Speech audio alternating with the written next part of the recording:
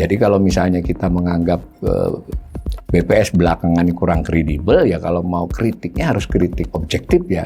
Cek lagi kan, ini kenapa transportasi dan pergudangan ini meningkat pesat.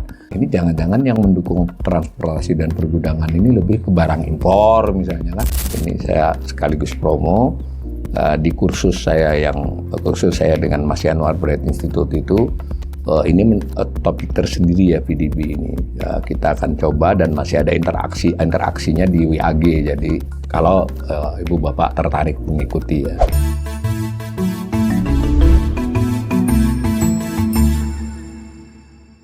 Salam cerdas. Ibu Bapak, saudara-saudara yang saya hormati.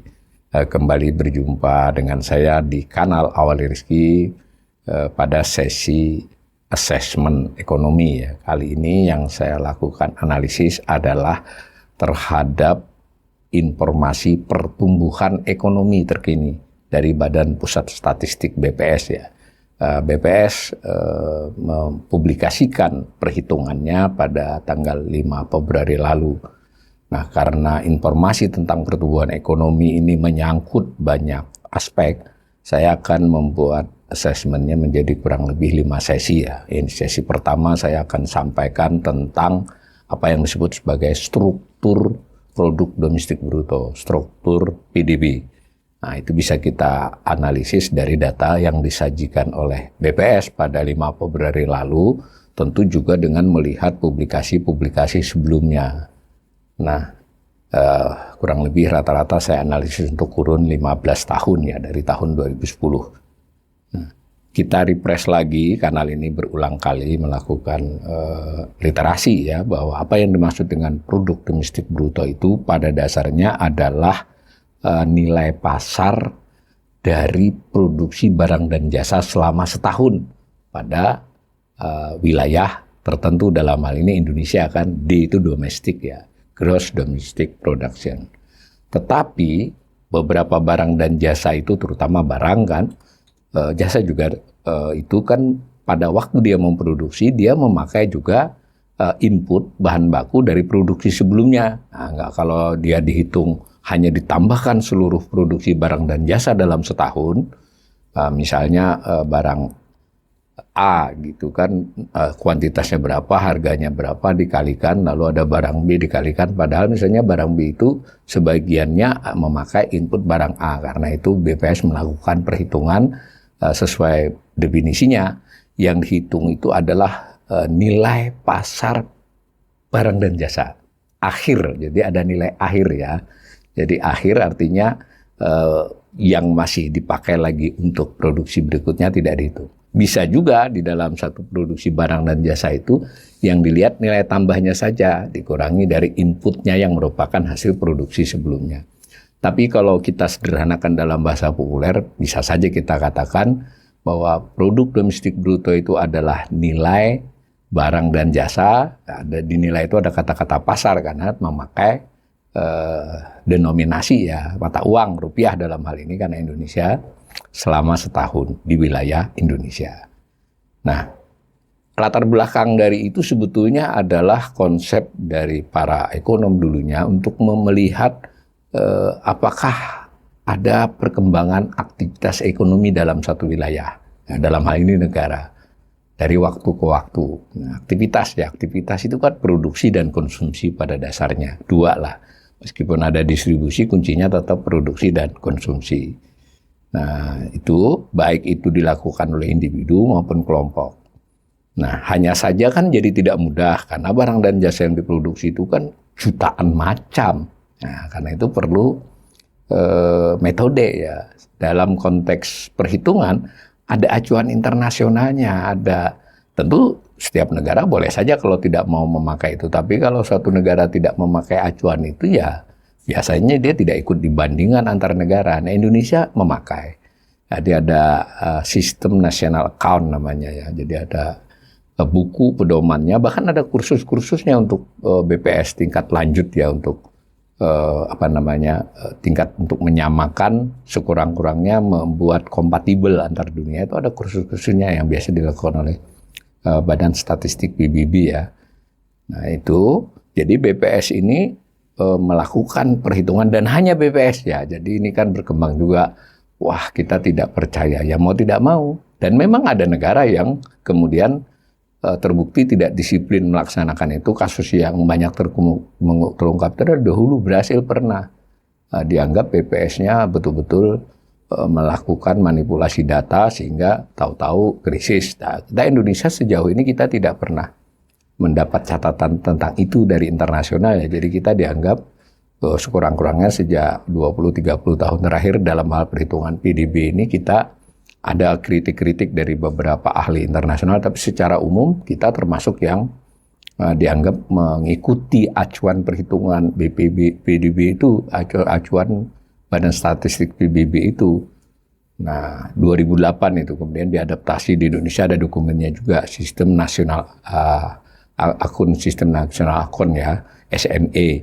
Itu tahu kita mengadaptasinya dalam bentuk buku 2012. Kalau nerapkannya sejak 2010. Nah, sebelumnya kita mengikuti juga acuan-acuan tahun-tahun sebelumnya. Nah, kembali lagi ke konsep PDB tadi. Pada dasarnya kan barang jasa itu diproduksi, kemudian dikonsumsi. Nah, gitu loh. Nah, dikonsumsi bisa juga dijadikan bahan baku untuk produksi berikutnya. Nah, bisa juga produksi dalam satu wilayah dijual ke luar negeri. Nah, kira-kira gambarnya gitu. Tetapi BPS mencoba menghitung keseluruhan produksi itu selama setahun di wilayah Indonesia, dipakai untuk apapun. Nanti kan jadi dilihat dia diproduksi oleh sektor apa. Nah, itu berdasarkan lapangan usaha. Ada acuannya juga, tapi setiap negara tentu mengadaptasi. Kita memakai sekarang 17 sektor lapangan usaha, itu cara menyajikan ya. Jadi jutaan macam barang dan jasa itu dikelompokkan menjadi 17 kelompok berdasar lapangan usaha yang memproduksinya. Tambahan informasi lain yang dihitung itu 1 Januari sampai dengan 31 Desember. Jadi sifatnya adalah flow arus ya. Ini konsep flow arus dengan stok sediaan itu betul-betul harus menjadi pegangan pertama para pembelajar ekonomi. Jadi kalau contoh ini kan kalau misalnya kita penghasilan itu kan arus selama sebulan, selama setahun. Ini PDB, produk domestik bruto ini dalam beberapa kesempatan dianggap pendapatan nasional ya. Jadi dia bertukar istilah. Jadi kan berarti dia arus tahun. Tapi kalau misalnya kita menyebut neraca satu perusahaan per 31 Desember itu namanya konsepnya stok. Nah, bisa juga neraca pemerintah, misalnya pemerintah pusat kan punya neraca itu per 31 Desember itu stok. Nah, kurang lebih begitu ya. Nah, dengan kata lain juga sebetulnya PDB ini adalah meringkas aktivitas perekonomian dalam nilai uang. Sebetulnya yang mau dibandingkan itu adalah produksinya, bukan uangnya. Jadi ibaratnya itu ya padi ditambah sapi, ditambah mobil, ditambah HP, ditambah jasa tukang cukur, semua mau dijumlahkan. Ditambah yang jasa-jasa modern, manajemen dan sebagainya. Tapi biar bisa dibandingkan, dia dihitung berdasarkan nilai pasarnya, kurang lebih begitu. Nah, informasi terkini yang diberikan, nilai total produksi barang dan jasa selama setahun di Indonesia. Jadi kuantitasnya dikalikan dengan harganya. Tapi sekali lagi, yang dihitung hanyalah yang produk akhir ya. Atau bisa juga di dalam tiap tahapan produksi itu yang dihitung adalah hanya nilai tambahnya. Nilainya 23.821 triliun selama setahun. Kalau dihitungnya tidak peduli ini nilai tambah atau input, mungkin kira-kira 2 kali lipatnya, mungkin sekitar 40.000 triliun. Tidak ada datanya, tapi saya pernah baca kajian BPS, itu menyebutkan kalau double counting jadinya kan, karena dia misalnya sudah dipakai dalam satu produksi, sebutlah yang sederhana itu pisang goreng misalnya kan, ya pisangnya sudah, minyaknya sudah. Nah, nggak bisa ditambahkan harga minyak, harga produksi minyak, produksi pisang, itu tidak bisa, ada dipisah dulu kan, sehingga waktu pisang goreng nilai tambahnya saja dipakai. Semacam itu. Tentu lebih rumit kalau dia adalah produksi pabrikan kan, misal mobil atau HP. Tapi kita tidak punya pilihan selain percaya kepada BPS. Tidak ada yang menghitung selain BPS. Dan memang dia dimandatkan untuk itu. Dan di negara-negara lain pun begitu. Khusus data produk domestik bruto, gross domestic product negara yang bersangkutan, itu pasti badan statistiknya, apapun posisi badan statistiknya. Nanti angka-angka lain adalah turunan dari itu, misalnya pendapatan. Jadi dari produk domestik bruto itu kan domestik tuh, ada unsur asingnya ya, ada faktor produksi asing yang berproduksi di Indonesia. Itu harus dikurangi kalau kita mau cari pendapatan nasional. Ini kan pendapatan produk domestik bruto, misalnya kita mau cari pendapatan nasional bruto, tapi kalau di istilah internasional gross national income yang dipakai sekarang, GNI, kalau tadi GDP ini. Nah begitu juga, tapi kan orang Indonesia ada juga yang faktor produksinya berproduksi di luar, itu masuk sini. Nah biasanya negara-negara seperti Indonesia, dan sudah sampai saat ini masih begitu, nilai PDB itu lebih besar dibandingkan PNB-nya, GNI-nya, selisih 4-5%. Karena lebih banyak faktor luar negeri yang berproduksi di Indonesia daripada faktor produksi Indonesia di luar negeri. Tapi kembali ke sini, itu adalah 23.821 triliun. Nah, sebagai tambahan informasi, di tahun 2024 itu 22.139 triliun. Meningkat ya, kurang lebih 7,5%. Tapi bukan pertumbuhan ekonomi ini, karena ini adalah PDB nominal. Nah, gitu ya. Nah, kalau kemudian dua batang ini kita buat lebih panjang dari 2010 untuk 15 tahun. Nah, yang kanan ini kan 2024-2025 sama tadi dengan slide sebelumnya. Nah, kalau kita tarik sampai 2010 itu gambarnya. Yang biru menunjukkan produk domestik bruto.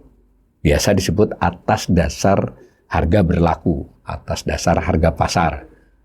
Current price ya, dari jadi kuantitas dikalikan harga pada tahun itu. Nah, cara ngitungnya BPS kan sudah ada acuannya ya. Jadi kan ada rata-ratanya, kan ada bulanannya. Jadi nggak jumlah dikalikan dengan rata-rata. Nah, ini yang mungkin beberapa pihak, ini BPS kan tidak mungkin seluruh produksi barang dan jasa tahu gitu informasinya dari mana.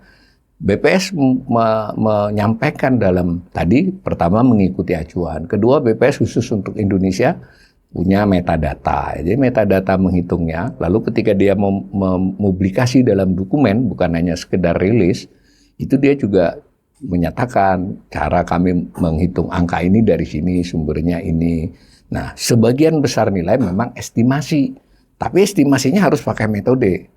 Nah, ada dijelaskan di situ. Nah, jadi kalau misalnya kita menganggap BPS belakangan ini kurang kredibel, ya kalau mau kritiknya harus kritik objektif ya. Kita lihat itu, ada nggak yang dia tidak konsisten dalam perhitungan itu. Nah, di sini memang ada kritik. Saya sebagai pengguna jasa, pengguna produk BPS yang paling, ya salah satu yang mungkin termasuk rajin ya mengikuti, itu mengapresiasi BPS ini banyak mengerjakan tugas-tugas yang penting.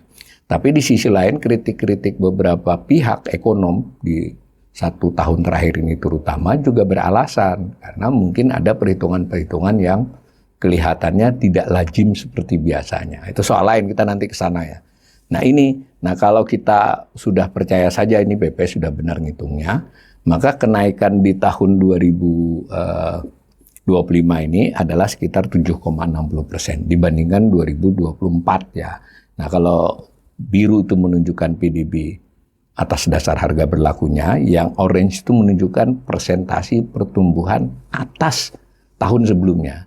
Nah 7,60 itu cukup tinggi ya, terbilang cukup tinggi kalau kita lihat itu datar di 5-7 tahun terakhir, terutama jangan dibandingin dengan saat COVID ya. Nah, tetapi kalau dibandingkan masa-masa yang lebih lama, itu sebetulnya lebih rendah. Jadi ini tidak terlalu tinggi, tapi juga tidak terlalu rendah. Kurang lebih begitu. Dan jangan lupa, karena ini adalah kuantitas dikalikan harga, jadi faktor inflasi juga berpengaruh. Tidak mesti yang dulu kenaikannya tinggi itu lebih baik dari yang sekarang. Karena pada saat itu kenaikan inflasinya tinggi. Ya, berarti kan nilai PDB atas dasar harga berlakunya tinggi. Ya kan, sama-sama 10 unit. Ketika dia harganya 100 dengan 110 kan beda. Ya, jadi data ini tidak tidak bisa dipakai untuk menentukan kondisinya lebih baik atau lebih buruk. Tetapi kita jadi punya pola, itu yang saya maksud. Pola kenaikan, pola penurunan, nah, itu kan terutama dari beberapa tahun terakhir kita dapat. Ini berdasarkan data 15 tahun. Saya ulangi, assessment saya ini cukup tinggi, tapi juga tidak terlampau tinggi dari sisi PDB atas dasar harga berlaku. Nah, lalu ada data juga dari BPS, ini sekedar tambahan info saja triwulanan ya. Nah, jadi BPS kita membuat pengumuman data PDB itu adalah tiap 3 bulan. PDB ini nanti yang dijadikan dasar untuk menghitung pertumbuhan ekonomi ya nanti di sesi kedua. Ini sesi pertama saya fokus dulu PDB atas dasar harga berlaku. Nah ini contoh, berarti 1 triwulannya kurang lebih 6 triliunan ya. Beda-beda itu ada kenaikan juga. Nah, karena tadi setahunnya kan 23.821, kalau bagi 4 ya kurang lebih 6 ribuan. Tapi nggak sama ya, tergantung triwulannya.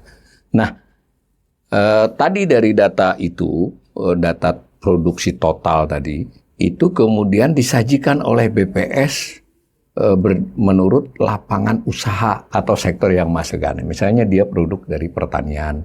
Pertanian dalam arti luas itu pertanian, perkebunan, perikanan, dan kehutanan. Tapi suka disebut pertanian saja. Lalu dia juga diproduksi oleh industri pengolahan. Bisa juga dia diproduksi oleh pertambangan. Kan semacam itu, 17. Nah, pemakaian 17 sektor ini dimulai 2010 ya datanya. Memakainya 2014, tapi mundur ke belakang data tersedia mulai 2010. Nah, sebelumnya 2000 sampai 2010 itu hanya 11 macam ya. Dan sebelumnya lagi pernah 9 di tahun-tahun yang lebih lama. Karena itu kalau misalnya membandingkan tahun yang panjang, kita harus melihat apa yang dirubah oleh BPS. BPS cukup terbuka menyampaikan itu. Cuma untuk mengolah ya perlu kerja keras ya untuk teman-teman pemirsa saya yang mungkin pengen punya kajian yang lebih panjang. Nah, kurang lebih begitu ya. Nah, lalu masing-masing dari 17 sektor itu kan ada nilainya. Jadi 23.821 itu terbagi 17. Nah, kalau masing-masing sektor itu dibandingkan dengan totalnya itu dapat persentase kan. Itu yang namanya disebut dengan porsi sektor tersebut terhadap PDB. Kalau digambar 17-17-nya, itu namanya struktur PDB.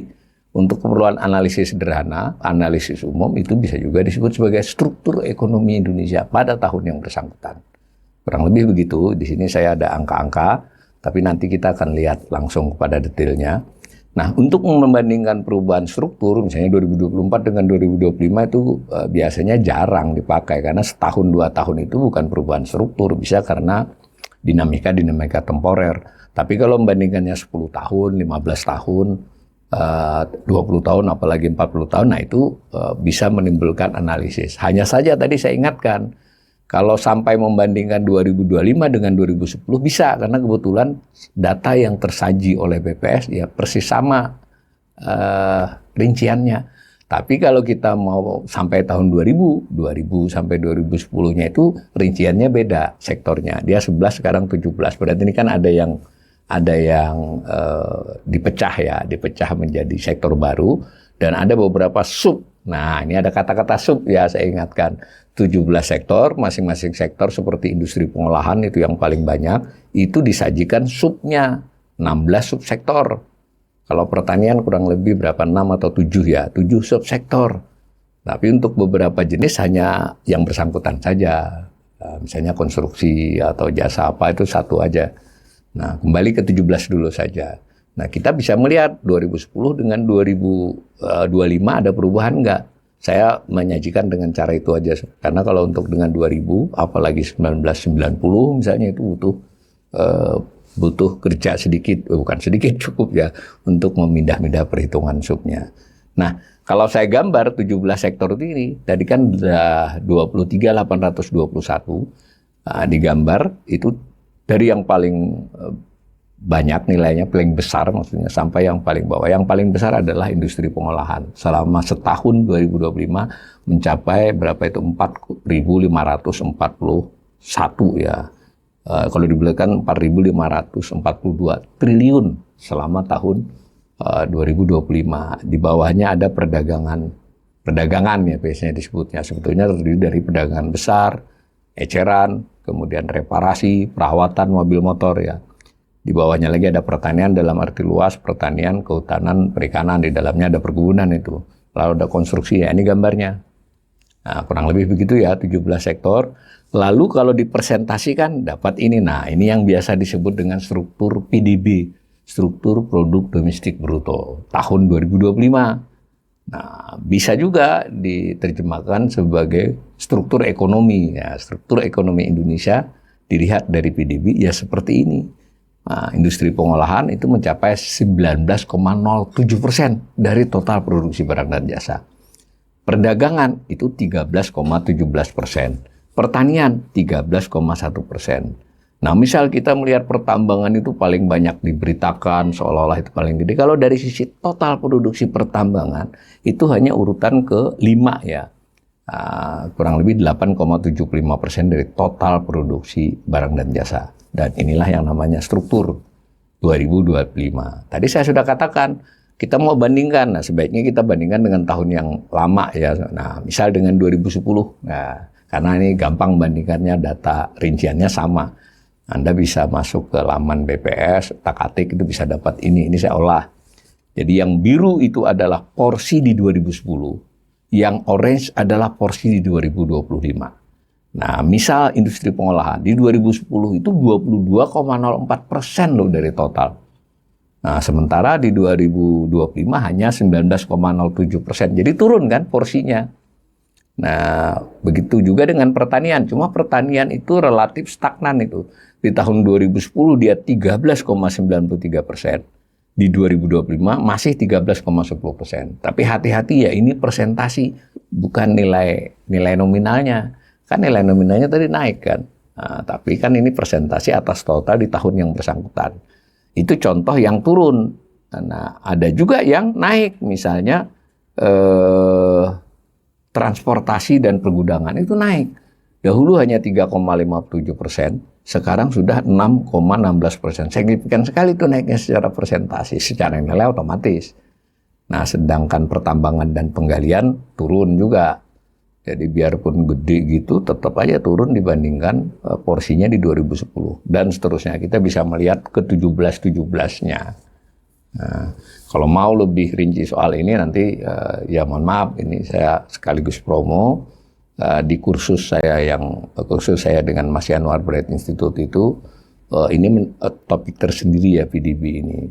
Kita akan coba dan masih ada interaksinya di WAG. Jadi ketika acara kelas dan dalam hal ini ada yang Zoom, itu mungkin kita sampaikan, lalu nanti ada interaksi di forum maupun juga di WAG. Kalau Ibu Bapak tertarik mengikuti ya, masih akan ada kursus insya Allah setiap 2 bulan, ini angkatan pertama yang baru mulai. Nah, kembali ke sini ya.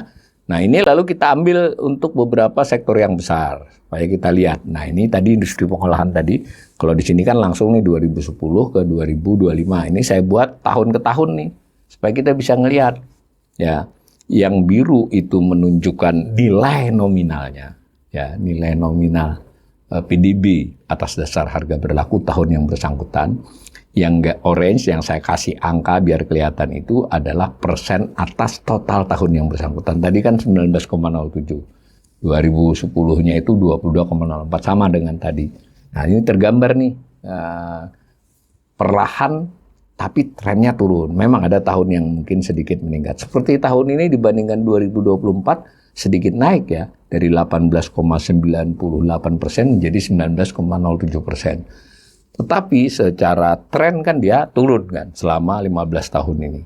Nah, bagaimana kalau trennya lebih panjang? Kebetulan industri pengolahan ini tidak banyak berubah ya. Ada sedikit perubahan di mana beberapa produknya masuk ke sektor lain dan sebaliknya ada sektor lain yang masuk. Tetapi kalau untuk keperluan analisis sederhana, kita tetap bisa pakai industri pengolahan itu tidak banyak berubah definisinya dari data lama sampai ke data sini, definisi ya.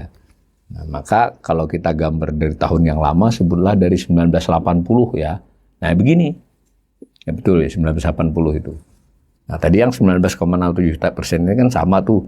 Nah, ini kalau kita lihat begini, Nah, ketika dia naik porsinya, itu dalam analisis suka disebut terjadi industrialisasi.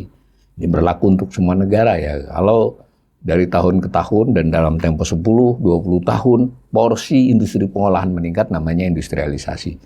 Ketika dia menurun, sekalipun tahun-tahun tertentu di tren penurunan ada naik, tapi kan tren lainnya kan turun nih. Nah, itu namanya deindustrialisasi. Jadi kita sejak 2002 itu sudah mengalami deindustrialisasi. Nanti topik tersendiri ya, tapi ini info awal dulu aja. Ada tambahan ini deindustrialisasi prematur, belum saatnya sudah turun, deindustrialisasi yang gagal, tapi soal lain ya, tapi datanya itu deindustrialisasi. Itu industri. Nah, kembali ke sektor tadi, kita ambil lagi yang terbesar kedua, perdagangan. Nah, kalau dilihat perdagangan yang birunya kan perlahan naik, hanya tahun tertentu seperti tahun 2020 karena pandemi itu yang turun. Selebihnya dia trennya naik. Nah, porsinya atas total itu juga relatif sempat turun, tapi di 3 tahun terakhir ini naik. Sempat turun, di 3 tahun terakhir ini naik. Dan kalau kita lihat angkanya, biarpun gambarnya itu seolah turun, tapi karena skalanya di 13%-an, itu tidak banyak berubah. Sempat turun sampai 12,85. Jadi bisa dikatakan khusus perdagangan, saya ulangi, perdagangan ini perdagangan besar, kecil, reparasi mobil, perawatan mobil motor itu masuk sini. Itu secara porsi dalam struktur selama 15 tahun terakhir ini stabil di 13%-an plus minus. Meskipun gambarnya ini agak tajam naik turunnya karena skalanya karena skala gambar ya. Nah, itu dulu untuk perdagangan. Dan menariknya ini nanti ada kaitannya dengan kondisi ekonomi. Tapi nanti di sesi-sesi berikut. Bagaimana dengan sektor lain? Nah, ini pertanian. Nah, pertanian tadi urutan ketiga ya saat ini. Itu persentase atas PDB-nya juga belakangan ini relatif stabil. Gambarnya memang ada fluktuasi begini, tapi saya ulangi karena skalanya di 12-13% itu hampir sama kan. Jadi kalau kita lihat angka-angkanya ya di antara 12%, 12,5% sampai 13,5%, sempat 14 di tahun-tahun lalu. Tapi tren lainnya sih turun. Hanya menariknya di 2 tahun terakhir ini, 3 tahun, 23, 24, 25 dia kayak rebound ya naik. Belum seperti tahun-tahun sebelumnya. Nah, itu kondisi pertanian, kehutanan, dan perikanan. Tapi jangan lupa di pertanian ini selain ada macam-macam, ada pertanian tanaman pangan, ada perkebunan kan ada perkebunan rakyat, ada perkebunan besar. Nah, kehutanan masuk sini juga, semacam itu. Nah, kalau ini kita lihat dengan data jangka panjangnya, kan ini juga dalam jangka panjang, itu relatif definisinya juga tidak banyak diubah oleh BPS, sehingga kita bisa sambung angkanya. Nah, seperti ini angkanya. Nah, kebalikan pertanian ini benar-benar dari 1980 sampai sekarang trennya tren turun. Tahun-tahun tertentu naik, termasuk tahun ini, tapi trennya tren turun. Ini sebetulnya ya sesuai dengan kajian banyak negara ya, atau ibaratnya teorinya begitu. Secara umum negara makin berkembang perekonomiannya, terjadi modernisasi, nah artinya juga terjadi industrialisasi, itu sektor pertanian perlahan-lahan porsinya turun. Tapi saya ingatkan tadi, penilaiannya tadi sih tetap naik yang birunya kan, tapi kenaikan dia lebih rendah dari kenaikan tadi PDB keseluruhan, sehingga secara porsi dia cenderung turun. Menariknya, sekalipun cenderung turun yang menurut teori benar ya, artinya bukan benar ya, memang itu gejala normal karena sektor lain tumbuh kembang, sektor industri pengolahan, jasa-jasa modern, dan seterusnya itu berkembang, maka si pertanian porsinya menurun, meskipun nilai totalnya bisa saja terus meningkat.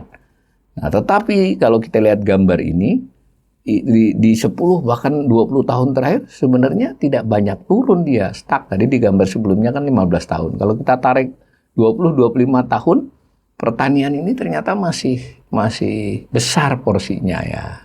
Kita tidak bisa mengatakan ini baik atau buruk kalau kita perlu detail-detail lagi. Tetapi secara umum transformasi dari pertanian ke industri misalnya, karena tadi industrinya justru turun, harusnya kan industrinya naik karena pindah ke sana, tapi ternyata tidak terjadi. Misal Ini berarti ini belum bisa dibaca positif atau negatif, bahkan kita bisa katakan transformasi dari pertanian ke industri, kelihatannya ada indikasi dari data ini belum berjalan. Nah, bagaimana dengan sektor konstruksi? Nah, sektor konstruksi ini susah dibandingkan panjang ya, karena dia ada perubahan-perubahan di lama, tapi kita 15 tahun terakhir ini bisa lihat konstruksi ini identik ya kita kan banyak proyek infrastruktur ya, ada jalan tol, ada macam-macam ya, itu kan konstruksi, bandara dan seterusnya, bendungan. Nah, infrastruktur lah yang terkait itu, di luar real estate sama itu yang terpisah sendiri ya. Nah, kalau kita lihat birunya itu ya memang trennya naik ya, kecuali tahun 2020. Nah, tetapi secara porsi dia kelihatannya berhenti di sebelum COVID di 2019 ya. Jadi proses pembangunan itu selesai 2019 infrastruktur, porsi si konstruksi atas PDB ini besar, tapi setelah itu turun gitu.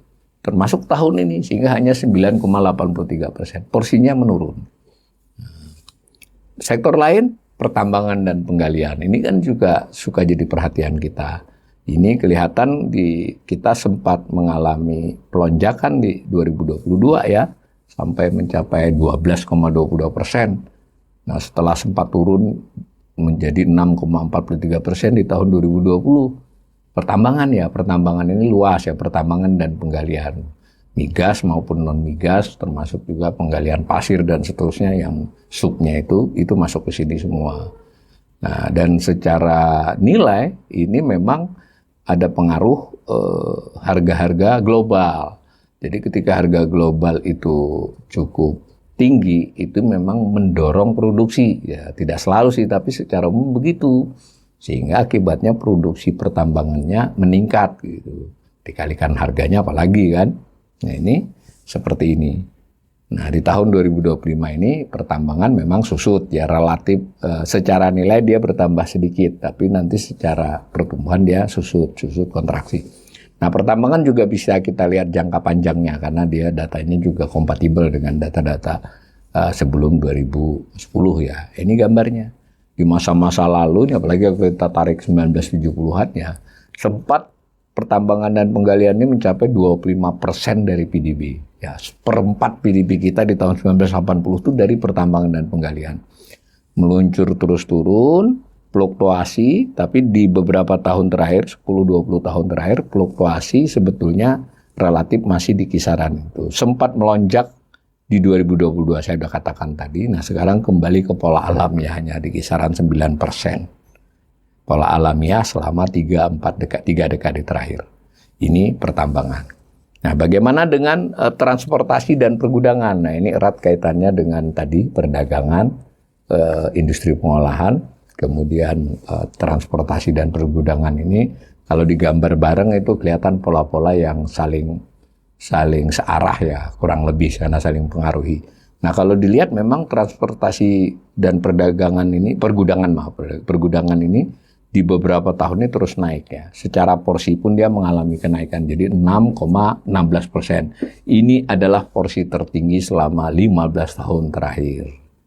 Ya, di sini juga kalau mau yang kritis, dicek lagi kan, ini kenapa transportasi dan pergudangan ini meningkat pesat, nanti dikaitkan dengan pertumbuhan perdagangan, lalu pertumbuhan industri pengolahan. Nah, tapi ini belum pertumbuhannya ya, tapi nilai nominalnya dulu. Nah, kalau dilihat begitu, kita bisa lalu melakukan kajian. Ini jangan-jangan yang mendukung transportasi dan pergudangan ini lebih ke barang impor misalnya kan. Impor kan tidak dihitung sebagai produk domestik bruto, karena kita beli. Nah, bisa juga terkait dengan hal-hal lain kan. Di situ ya, yang salah satu juga dipertanyakan di BPS ini perhitungan begini cukup presisi tidak. Tapi setahu saya sih mereka punya acuan ya.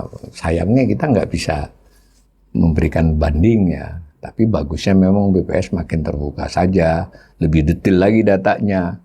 Sayangnya kalau detail banget kita harus beli ya di BPS ya, dan cukup mahal untuk ukuran peneliti individual atau hanya lembaga think tank yang seperti kami ini yang tidak cukup dananya untuk beli-beli seperti itu kalau banyak-banyak beli kan.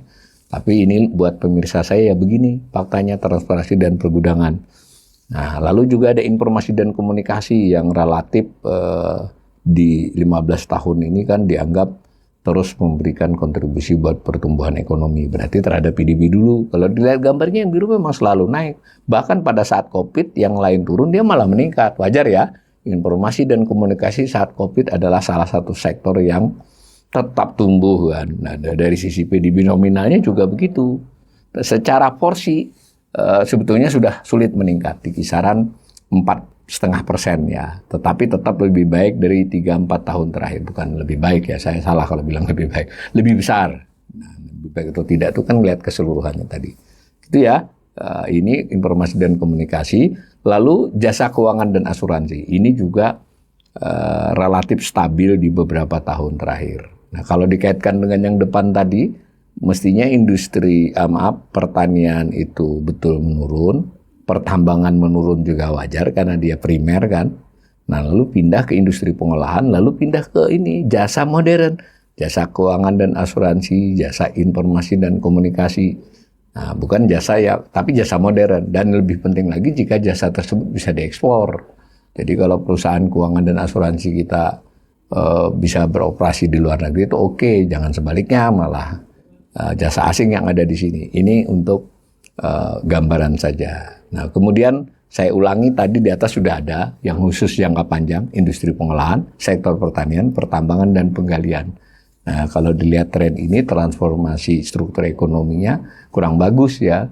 Sebenarnya harusnya digambar juga yang tadi berbagai jasa. Ini mestinya saling, kalau pertanian turun, industri pengolahannya itu naik sebenarnya. Kalau pertambangannya turun dan kemudian stabil, tidak soal secara transformasi ekonomi. Sebenarnya tidak tepat juga disebut baik buruk. Jadi kita menarik ya, struktur ekonomi kita saat ini masih tetap juga mengandalkan pertanian, mengandalkan pertambangan, meskipun kalau dijumlahkan di kisaran 20-an, 21-22%, tapi kan tidak geming tuh, tidak berubah selama 2 dekade, 3 dekade. Sementara industri pengolahannya tidak ngangkat. Nah, nanti tadi jasa informasi komunikasi, jasa itunya juga tidak menunjang. Ada konstruksi tapi kemudian turun lagi. Nah, di situ juga menimbulkan tanda tanya, kenapa perdagangan, transportasi, dan pergudangannya masih bagus. Nah, ini nanti untuk kajian yang lebih dalamnya. Saya simpulkan, produk domestik bruto adalah nilai pasar semua barang dan jasa akhir ya, yang diproduksi dalam perekonomian Indonesia selama kurun waktu tertentu. Ini setahun, tapi kadang-kadang, bukan kadang, ada juga tersedia data 3 bulanan. Nilainya 22.821. Itu disajikan oleh BPS, dirinci menjadi 17 sektor. Ada subsektor, dari beberapa sektor tuh punya subsektor. Di total sekitar 53. Nah, struktur PDB berarti persentasi dari sektor-sektor tersebut. Kalau mau lebih tajam, subsektor.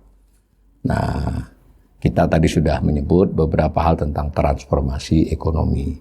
Dan saya ingin katakan, peningkatan porsi jasa-jasa modern nampaknya tidak terlampau dominan. Jadi jasa modern, jasa yang mendukung industrialisasi. Ini mungkin masalah klasik ekonomi Indonesia, sehingga pertumbuhannya hanya bertahan di 5%-an, strukturnya juga masih mengandalkan sektor-sektor yang masih sulit bersaing, tentu tidak seluruhnya ya, di dunia internasional. Mudah-mudahan struktur ekonomi Indonesia membaik di waktu-waktu mendatang.